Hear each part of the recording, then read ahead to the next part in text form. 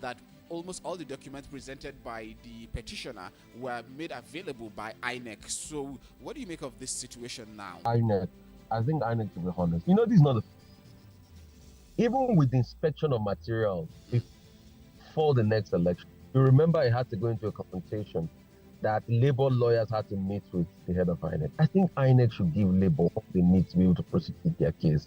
Because you see, the way INEC is behaving, a lot of people are beginning to look at what is even here that we're not even talking about. So INEC should be hot. I think INEC should give labor everything necessary to prosecute their case, no doubt. Also in court yesterday, INEC claimed there was a technical glitch. Somebody from Armed Services also said that there was no technical glitch across the continent. INEC will have to explain why it was possible to transmit senator elections and House of Rep elections on that same day that were done in that same time. Why was going to transmit the results of that? But it was only the presidential portal that was not going, and they said there was a website glitch. And now Amazon has said there was no website. Anyway, we knew there was no website glitch because even prior to this time, the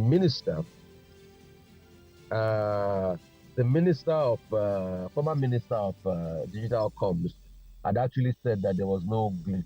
That there were cyber attacks, but it was not enough to stop things in Nigeria. Because Pantami, yes. Yeah. So we have to explain to us what really happened all of a sudden.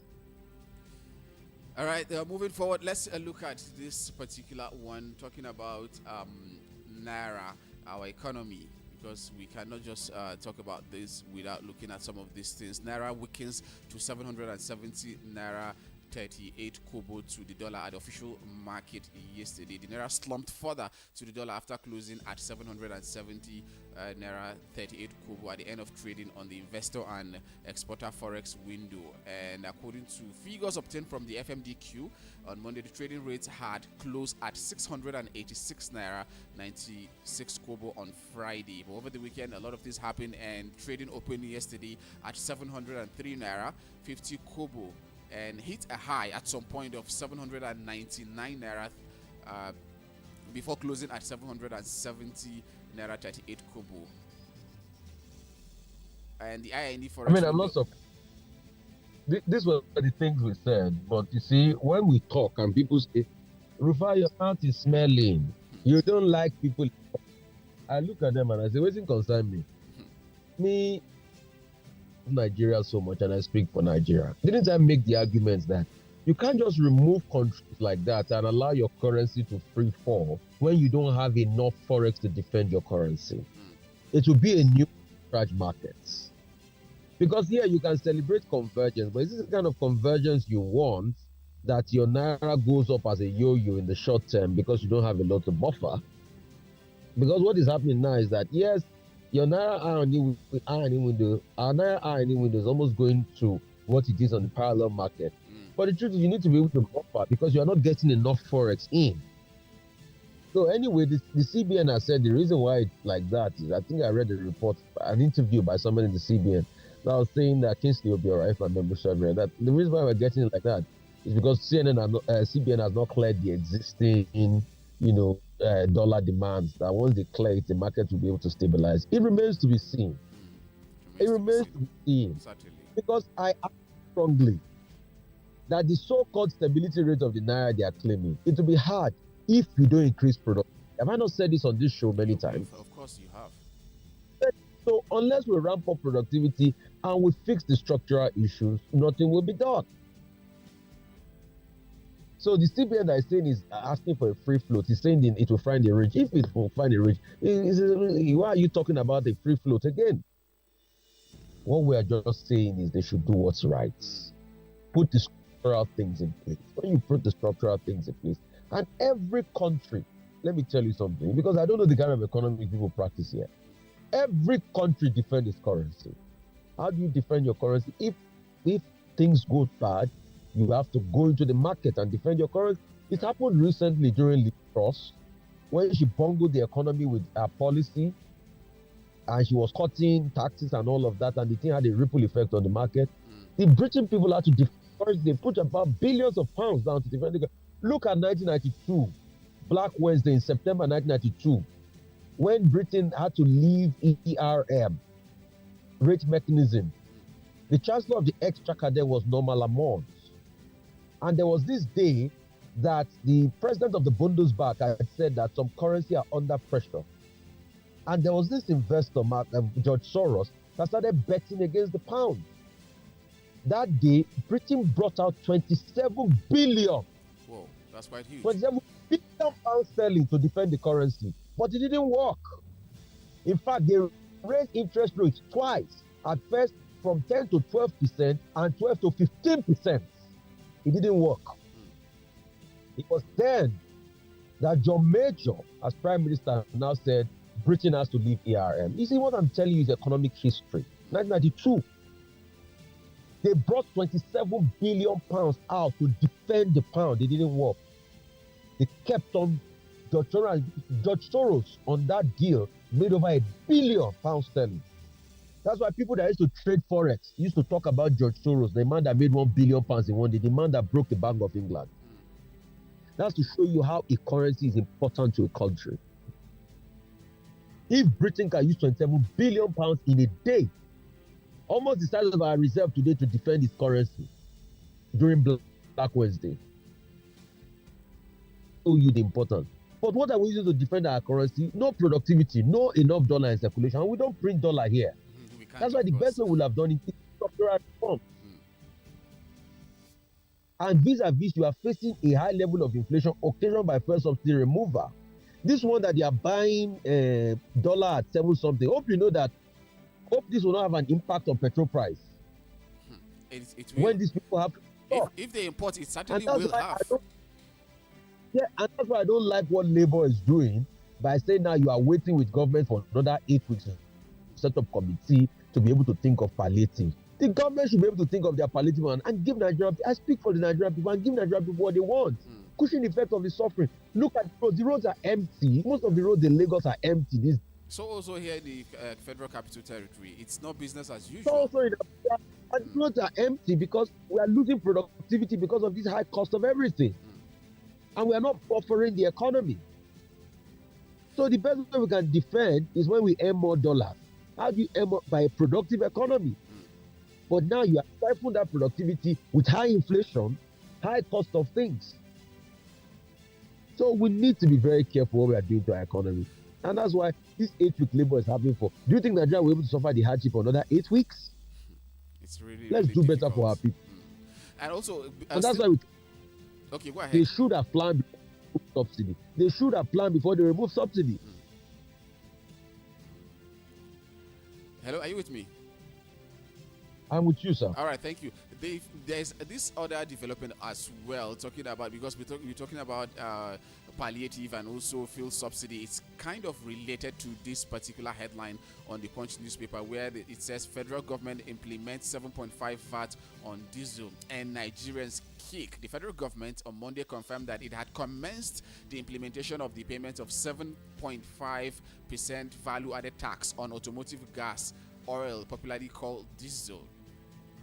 Officials of the Nigerian Customs Service and Federal Inland Revenue Service confirmed this in Abuja, stressing that AGO was not exempted from the payment of VAT based on the VAT Modification Order 2021. And we also know that the VAT Modification Order of 2021 exempts petroleum products of harmonized system codes. So why would we now come and say they will be charging VAT on diesel? Nigerians are already suffering, trying to adjust, bearing the brunt of the subsidy removal, and now we're coming to also charge 7.5% VAT on diesel. So where do we go in this country? And those are problems, you see, because the idea this government is thinking they will raise money, it tax the people more, look for tax loophole and get more money, but you are creating more hardship on the people. Still, with this way we want to, I will tell you something. Now you can mark me many years down the line. It will only make the richer and the poor poorer. Go and mark it down. I've seen this play out. This is Reaganomics 101 again. This was the same thing Ronald Reagan did. Remove control. The rich will be happy with you because they will tell you that, oh, capitalism has never been. Things are moving well for me. But the mistake they make, that's why you see they abused Reagan in the 80s during the debate. And they say, Reagan, your economic voodoo economics. It's voodoo economics. You are wrong because you are making people poorer. And when Reagan left office, just like what Thatcher was doing with a champagne socialism, what's not even a champagne socialism, I go call it. What Thatcher did, that's why when Reagan and Thatcher left, the rich became very rich, but the poor became very poor. True. So that's the kind of things we are doing now.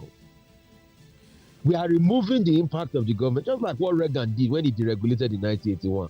But since the deregulation, America too have had to subsidize. Anytime you hear that America released strategic national reserves, didn't you hear when Biden went to Saudi Arabia to beg, what is it called, the Saudi Arabia, the Crown Prince, to reduce, to ensure that they pump more into the market so that the price of oil will reduce? Yeah. When they didn't answer, what release strategic national reserve to be able to cushion the price? Is that not a form of subsidy? It is, of course. So if you're America, the bastion of capitalism, is doing that, and you are removing all sorts of controls, you will just make the rich richer and the poor poorer. And the mistake we always make is that you think if the rich will get, when the rich gets richer, they will trickle down to the poor. That's what they call trickle down economics. It doesn't work. Trickle down economics does not work because the rich, if he gets richer, will not trickle down to the poor. He will keep his money. Yeah. People should also go and read behavioral economics. All right, before I ask you one final question, this question is not related to what we're discussing in a way, indirectly related to, but I would like to have your final opinion. If there's anything else you want to talk about this morning before I ask you that final question.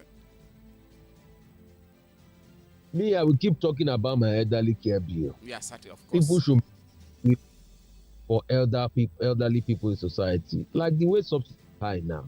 If it's free bus passes, give them. I don't know. During the Naira scarcity, Lagos State government, for instance, gave people a reduction in bus rides. Maybe in Abuja, I don't know if you have municipal bus service, you can give people reduction in bus rides. Those are things that are going to help people. And we keep saying these things. Even youth too, give them free passes. If maybe it's like, take for instance, trains in the UK that I know of for what is it called, children, for school children. I think it's largely free if my memory serves me right. Okay. Or you pay. Yes. So if it's that subsidy you can do to say, okay, to cushion the effect, but it's also going to be hard because government has not played in the public transportation space. But if it's for states where government has buses, make it free for school children. So at least you can cushion the effect of bus fee on their parents. Yeah. And the elderly care bill. I keep talking about this because I think are going to cushion the effect of people. Wonderful thought there. As we wrap. Hello, can you hear me? Yeah. As we wrap up. All right, that's wonderful thought from you.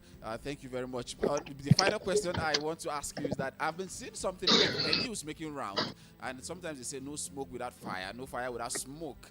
That Rufai Oseni has turned down an offer of a ministerial appointment. I want to get this clarification from you. That's a bloody lie. People should stop believing what they see on social media. You know, a lot of people just use my name to trend. They will just write a story, put my name on it because they know it will gather attention, and they will use the trend. And people should stop believing what they see on social media. That's a bloody lie. I was not given any ministerial position. I didn't turn down any. And like I said before, I'm content being a journalist and speaking firm for my nation and ensuring that my nation grows. Let's stop believing social media sensation and people using everybody to trend. And those people should go and find work. It is part of the joblessness that make them spread fake news. All right, thank you for that response. It really is a good clarification. So you heard it from Voice of the People 96.1 FM Abuja and from Mr. Rufai Oseni himself. That is really, really a good one for us. Thank you very much for the wonderful time Bless together you, my today. friend. Thank you. Have a lovely Thank day you. ahead. Bless you. Yeah. All right, that was Rufai Oseni. You heard it from the horse's mouth saying it is a blatant lie. There's nothing like that. People are just creating unnecessary lies with his name around social media. And this is where we call it a wrap on Front Pages Review for today's edition, Tuesday, 20th day in the month of June 2023. Up next will be Igbo Amaka. Same news, Front Pages Review, but this time around in Igbo language. Igbo Amaka. Stay tuned to 96.1 VOP here in the capital city of Nigeria, Abuja. My name is Aliyu Doma. Do have a lovely and wonderful, productive day ahead.